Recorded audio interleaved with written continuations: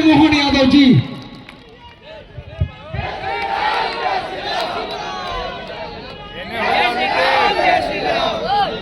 मेरे साथ हमारी भारतीय जनता पार्टी के यशस्वी अध्यक्ष और पूर्व मुख्यमंत्री भाई बाबूलाल जी मरांडी बैठे। जोरदार अभिनंदन करो हमारी अपने इस धरती पर।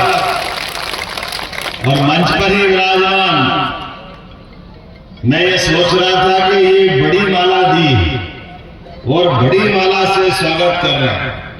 वो माला तो क्या थी, ऐसा लगता है कि गोवर्धन पर्वत पे हमारी अपनी माला चल रही है। जोरदार अभिनंदन करो हमारे सत्येंद्र तिवारी जी का। आपसे बाहर नहीं, ऐसा लग रहा है अपने घर वालों से मिलने आया। इतना आनंद आपको देख करके आ रहा है।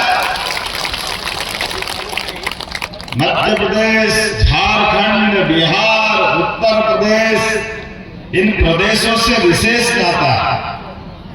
और विशेष नाता कई कारणों से। मेहनत का अपनी इच्छा शक्ति के साथ परमात्मा की दी हुई अकूत संपदा, खनिज संपदा। लेकिन जैसे कि हमने देखा आज बदलते दौर में, हमारे लिए आज के युग में भी इस बात को याद रखना है। मेरा और आपका रिश्ता भी गोपाल कृष्ण से जुड़ता है।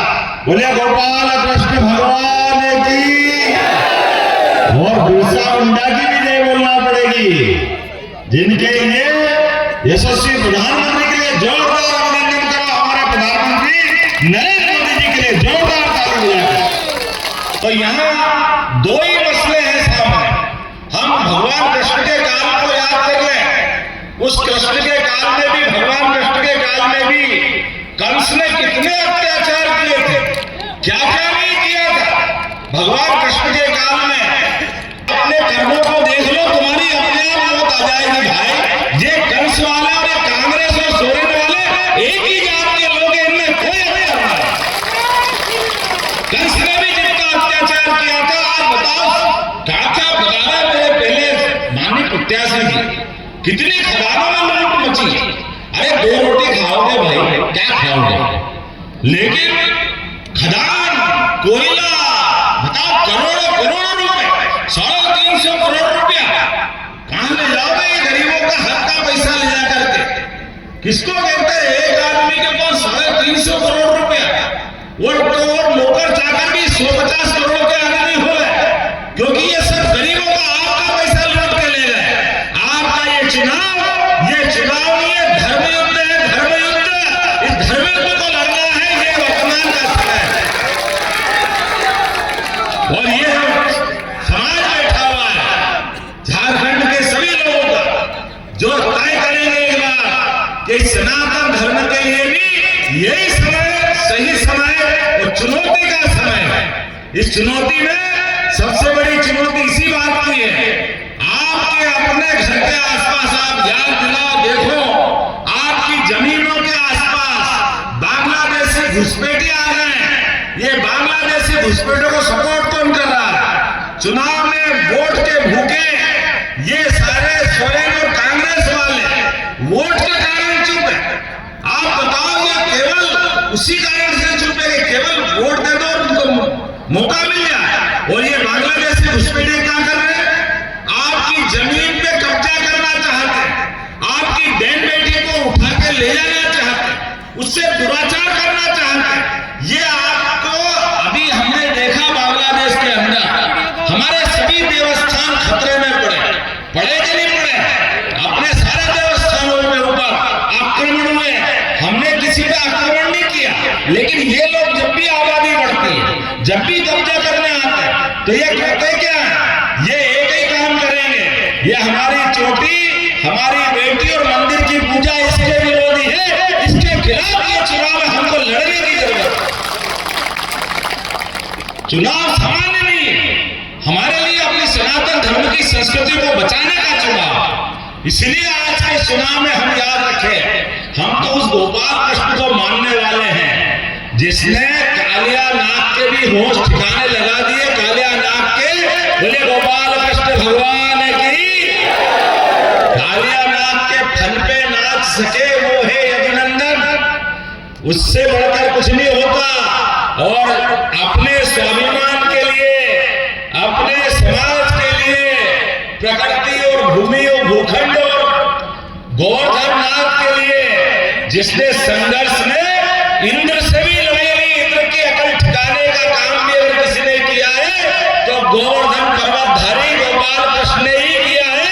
हम उस तरफ जोड़ने वाले आदमी जिसके बलबूते पर, जिनकी इच्छा शक्ति के बलबूते पर अपनी सच्चाई और अच्छाई के लिए, अपनी मन की इच्छा शक्ति के लिए, समूचे समाज के लिए भगवान कृष्ण ने जो मार्ग दिखाया, आज उसी मार्ग की जरूरत है। और जब आज आप जय श्री राम के नारे लगा रहे हो तो हमारी तो ताकत और बढ़ जाती है, बढ़ती के नहीं बढ़ती। जब अयोध्या में सरयू के किनारे भगवान राम मुस्कुरा रहे हैं तो बोला जय श्री राम।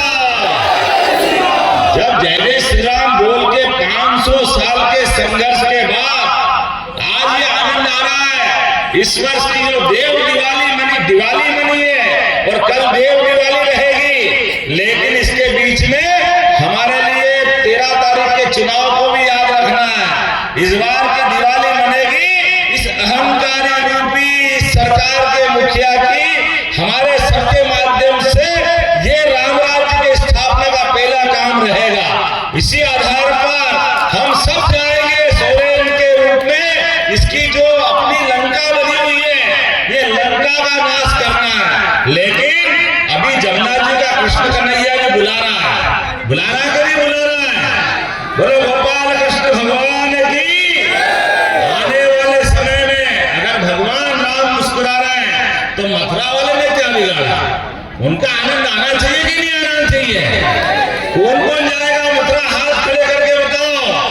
हम सब आने वाले समय में, आप बताइए, कांग्रेस या सोरेन के लोगों से बोल के पूछ लो, ये राम मंदिर में भी दर्शन करने नहीं गए, ये मथुरा में भी बोलने वाले नहीं है, क्योंकि केवल वोट के भूखे लोग हैं। इनको केवल बांग्लादेशी घुसपैठे ही प्यारे हैं। इसलिए इनकी अकल ठिकाने लगाने के लिए ये वाल संघ सभी योगेंद्र जाएंगे और हम सब मिलकर के इस 13 तारीख के चुनाव में ऐतिहासिक विजय प्राप्त करके यशस्वी प्रधानमंत्री के नेतृत्व में धूमधाम से भाजपा की सरकार बनवाएंगे। बोलो सब तैयार है?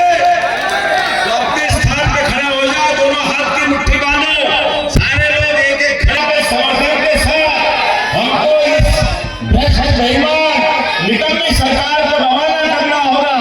तो मेरे साथ मंच वाले भी खड़े हो जाए और अपने हाथ की मुट्ठी बांधे और संकल्प करें, जब तक एक एक वोट भाजपा के पक्ष हमारे सत्यवाद तिवारी को विजयी नहीं बना लें। और वैसे भी ब्राह्मणों से तो हमारी 5 साल पुरानी दोस्ती है।